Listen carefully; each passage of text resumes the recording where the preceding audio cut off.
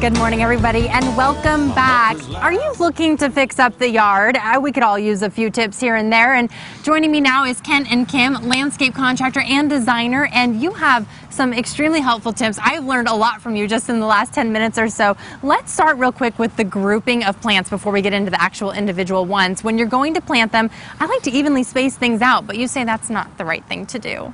No, you want to impact the landscape with similar plants so that they throw the color, they look like they're natural. Because in nature, what happens with the mother plant? She just drops her babies down and then you've got a whole collection of the same type of plant growing. So we're used to looking at that as people and as humans. So when you do your landscaping around your house, for instance, out here in the front, you can see I grouped a couple plants together. The black aeoniums are together, and that's kind of how you want to approach it. You want things of like nature and like color so they make an impact. Okay, so what are one of your favorite plants? I've actually learned so much because all of them have a history behind them and they come from different places, which is actually really fascinating.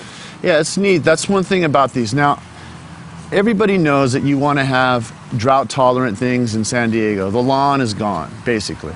So what you want to do is select plants that are drought-tolerant. But I like to choose plants that are not only drought-tolerant, but fun.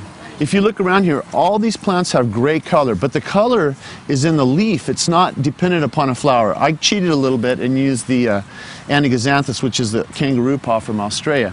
But one of my favorite is the black aeonium, which is off from the Canary Islands. It's very black and it stays that color all year round, and I love it. It's a succulent.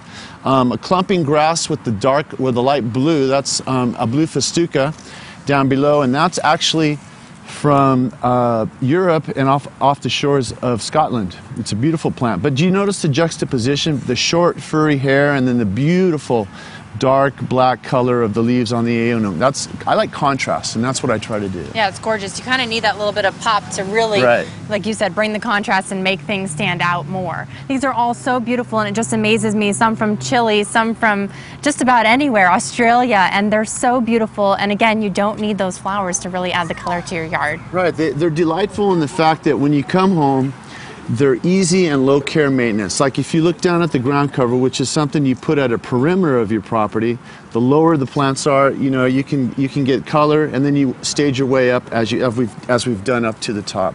I like the flax here. They're so beautiful. The flowers are used for sugar. They're also used for makeup in New Zealand. I also love the calandrina over here. It's a beautiful plant.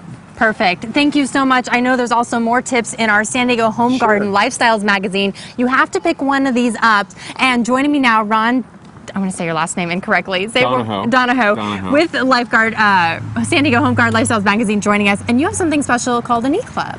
We do. Well, of course, we're the best resource locally for home tips, for garden tips like you've heard today. And you can get tips like this if you sign up on our website at sandiegohomegarden.com and go to the e-club, and you can get tips like these every week. We have so many, the photos in here are oh wait, look what I just opened up to.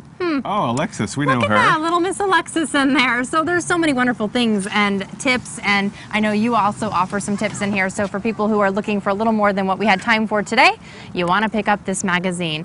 Thank you so much, the two of you, for joining us and for your insight. And hopefully, I might have to go home and start grouping things together, Kent. Very good. I look forward to hearing from you. Thank you so much, Ron. Thank you also for joining us.